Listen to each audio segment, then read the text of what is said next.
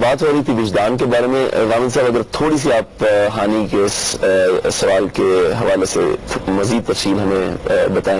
میں ایک مثال سے اس کو واضح کرنے کی کوشش کی تھی کہ اصل میں جب ہم کہتے ہیں کہ فلاں چیز کی وجدان تصدیق کرتا ہے، تو آپ دیکھیں جتنی چیزوں کی وجدان تصدیق کرتا ہے دنیا کی تمام چیزوں میں، اس میں ہوتا یہی ہے کہ آپ اصل میں باہر سے ایک تصور لاتے ہیں، وہ بعض اوقات آپ کے ماحول سے آتا ہے، بعض اوقات آپ کی گرد و پیش سے آتا ہے، بعض اوقات کسی کتاب سے آتا ہے، بعض اوقات تاریخ سے آتا ہے، جہاں سے بھی وہ آئے گا. سوال یہ ہے کہ آپ نے اس کو کیسے قبول کیا، یعنی کیا آپ کا اندر اس سے مطمئن ہوتا ہے، مطابق ہو جاتا ہے. میں نے مثال دی پیاس کی، یعنی اگر پانی سے آپ کی پیاس نہیں بجھتی تو مان لینا چاہیے کہ آپ کے پیاس نہیں پائی جاتی.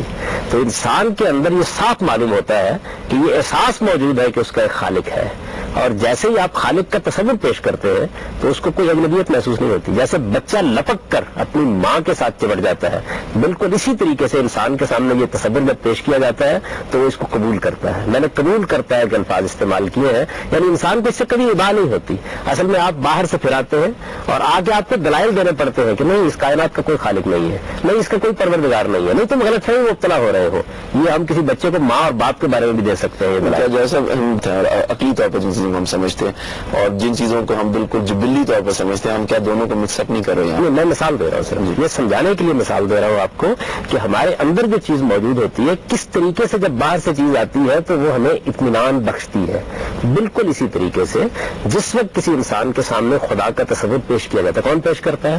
ماں پیش کر دے گی، باپ پیش کر دے گا، پھر انسان شعور کی عمر کو پہنچتا ہے. تو ایسا نہیں ہوتا کہ یہ تصور اسے اجنبی سے لگتا ہے، اسے معلوم ہوتا ہے یہ کیا مجھ سے منوایا جا رہا ہے.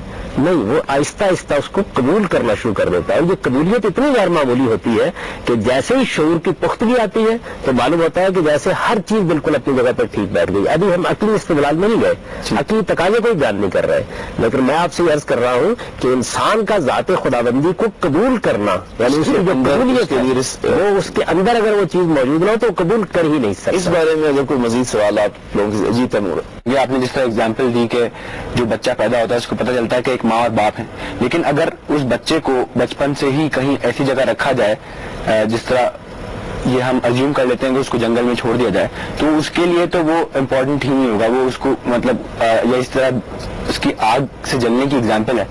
جب تک آپ پہلی بار آگ پہ کسی نے ہاتھ نہیں لگایا ہوگا یا جب تک کسی اور نے بتایا نہیں ہوگا تو میں تو آگ پہ ہاتھ لگا کے دیکھوں گا تبھی مجھے پتہ چلے گا. اسی طرح آپ نے وجدان کی بات کی کہ اندر سے آپ کو سکون ہوتا ہے، لیکن وہ بھی تو آفٹر ایکسپیرینس جو آپ کو نالج آئی ہے اس سے ہوا ہے. اور جس طرح اگر مجھے اس بات سے سکون ہے کہ کوئی خدا ایگزسٹ نہیں کرتا، کوئی نہیں ہے، اگر میں اس بات سے مطمئن ہوں تو کیا یہ بھی وجدان ہو گیا؟ کیونکہ اگر میں اس بات کو مان لوں کہ ہاں کوئی ایک خدا ہے جس نے ہم سب کو بنایا، تو اس خدا کو کس نے بنایا مجھے بات میں چین نہیں لینے دیتی. میں اگر یہ مان لیتا ہوں کہ خدا نہیں ہے اور اگر میں میرا وجدان اس سے مطمئن ہو جاتا ہے تو یہ بھی تو وجدان ہوگی. جو بات میں کہہ رہا ہوں شاید میں اس کی بھی پوری طرح وضاحت نہیں کر سکا. میں جس کو کہتا ہوں اطمینان، اس کا مطلب کیا ہے؟ اس کا مطلب یہ ہے کہ آپ کو اس کو عدم اطمینان میں بدلنے کے لیے استدلال کرنا پڑتا ہے. تو استدلال کسی چیز کو بھی عدم اطمینان میں بدل سکتا ہے.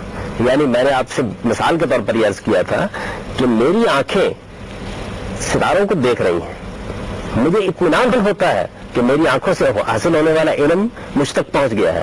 آپ استدلال کر کے صرف غلطی واضح کرتے ہیں.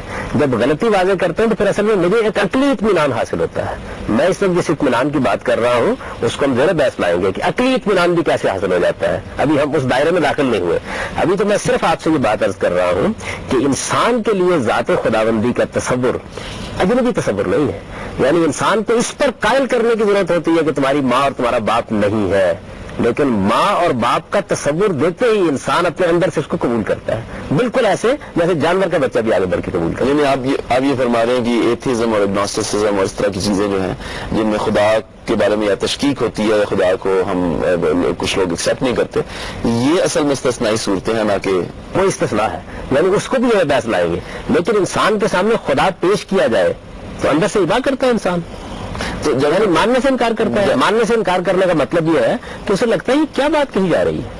ایسا سب عقلی طور پر جو جس کی طرف آپ بار بار اشارہ فرما رہے ہیں وہ پھر کیا دلیل ہے جو ایک عقلی تقاضا بن کے انسان کے وجدان کو تقویت دیتا ہے؟ وہ کیا؟ میں نے آپ کو خدمت میں عرض کیا تھا نا کہ ہم ایک ترتیب کے ساتھ چلیں گے جی. یعنی ہم پہلے یہ جاننے کی کوشش کریں گے کہ کیا ہمارے اندر جو ایک احساس پایا جاتا ہے کہ کوئی خالق ہونا چاہیے، اس احساس کی تسکین ہوتی ہے یا نہیں ہوتی جب خدا کو پیش کیا جاتا ہے؟ یعنی ہمارے اندر، میں نے جبلت کی مثال اس لیے دی تھی کہ پیاس کے احساس کے بعد جب پانی سامنے آتا ہے تو اندر سے ہمارا جو پیاس کا احساس ہے اس کو اگلتا ہے، اس کو ابا کرتا ہے قبول کرنے سے، یا اس پہ تسکین محسوس کرتا ہے. ویسے یہ بات تو کسی حد تک واضح ہو گئی، تو تھوڑا سا اشارہ اس جانب بھی کر دیں کہ وہ عقلی طور پر کیا تقاضے ہیں کہ جو پھر اس وجدان کے لیے آگے بڑھیں گے. جی، لیکن اس پہ میں ایک خاتمے کی بات پہلے عرض کرنا چاہتا ہوں کہ اب قرآن نے کیا کیا. جس طریقے سے میں نے آپ کو بتایا نا کہ ماں اور باپ کا جو احساس ہے جس وقت معاشرے سے منتقل ہوتا ہے تو منتقل ہو جانے کے بعد ہم اس کو قبول کرتے ہیں، یہ قبولیت ہے. یعنی ابھی عقلی تقاضے تک ہم نہیں پہنچے. قبولیت اتنی غیر معمولی ہے کہ ماں کا تعارف کراتے ہی میں اندر سے قبول کرتا ہوں، باپ کا تعارف کراتے ہی اندر سے قبول کرتا ہوں. آپ کو استدلال کرنا ہے کہ نہیں یہ تمہارے ماں باپ نہیں ہے، لیکن ماں اور باپ کے ساتھ میرا جو فطری ریلیشن ہے یا فطری تعلق ہے وہ اتنا فطری ہے کہ اس کے آتے ہی میرے لیے اطمینان کی ایک جگہ فراہم ہو جاتی ہے. اب اس کے بعد تجربہ ہم کو کیا بتاتا ہے؟ تجربہ بتاتا ہے کہ یہ واقعہ پیش آیا تھا. یعنی بے شمار لوگ ہم کو بتاتے ہیں کہ ایسا ہوا تھا کہ تم ایک ماں کے بطن سے وجود پذیر ہوئے تھے. ایک میاں اور بیوی نے میاں بیوی کے تعلق سے زندگی کی ابتدا کی تھی. اس کے بعد ان کے درمیان ایک تعلق قائم ہوا تھا جس تعلق کا یہ نتیجہ نکلا تھا. یہ ایک واقعہ تھا جو مثال کے طور پر 2 جنوری کو شام 4 بجے پیش آ گیا تھا. اس وقت تم پیدا ہوئے تھے. اب دیکھیے ان میں سے کوئی چیز شعور میں نہیں ہے، کسی چیز کو یاد نہیں کر سکتے، 1000 بار بتانے کے بعد بھی یاد نہیں کر سکتے، سالگرہ مناتے ہیں ہر سال پھر بھی یاد نہیں کر سکتے. لیکن یہ جو واقعہ ہمیں بتایا جاتا ہے یہ پیش آیا. یعنی آپ یہ مانتے ہیں نا کہ پیش آیا.